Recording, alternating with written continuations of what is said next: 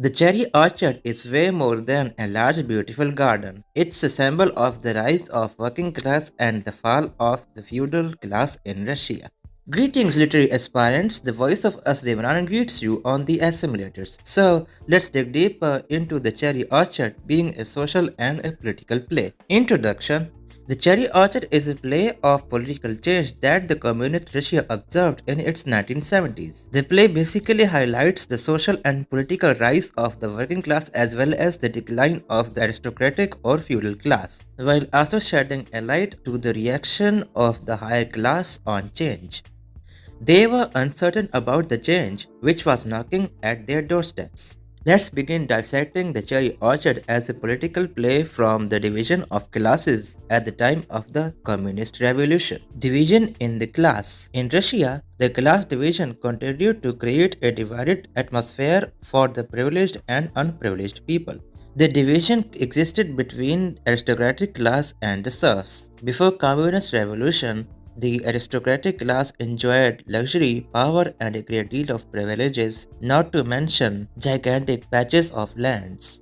But all such privileges were made possible through the hard work of serfs, yet they were not allowed to enter into the kitchens of their masters. Lopakhin gives an account of the condition of the serfs. Quote, I have bought the estate where my grandfather and father were slaves, where they were not even allowed into the kitchen. End quote. It is also notable that the feudal aristocratic class did nothing to justify their luxurious life. However, the backbone behind their luxury depended on their serfs. It created a host of problems for them when the season of change came in. The rise of working class. The Cherry Orchard realistically portrays the social change taking place in both the classes. However, after serfs were awarded with their respective rights, the possibility to elevate their social status became possible. They were allowed to run their own businesses as well as purchase estates. Such development of progress for the common working class is shown through the character of Lopakhin. As he himself asserted, he was the grandson of the court slaves who worked day and night in the fields of their master. However, upon being awarded with the rights, Lopakhin is not only able to develop his own business but also able to surpass the aristocratic class by claiming their own cherry orchard into his possession.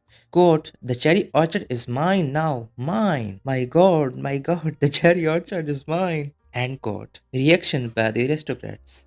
The play also highlights the reaction of the feudal class over the downgrade to their social status. It is obvious that they are not happy with the change. When serfdom is abandoned, they have nothing special to do except to move into another country. For instance, Lyubov and her family shift in Paris. She lavishly bestows her wealth on a disloyal lover of hers. Resultantly, she and her family is unable to meet their expenses. Lyubov and her family are rather unfit for a job because they spend their life doing nothing. Therefore, the only option left for their financial stability is to utilize their cherry orchard. Lopakhin, being a practical person, gives a piece of practical advice to build cottages and lease them.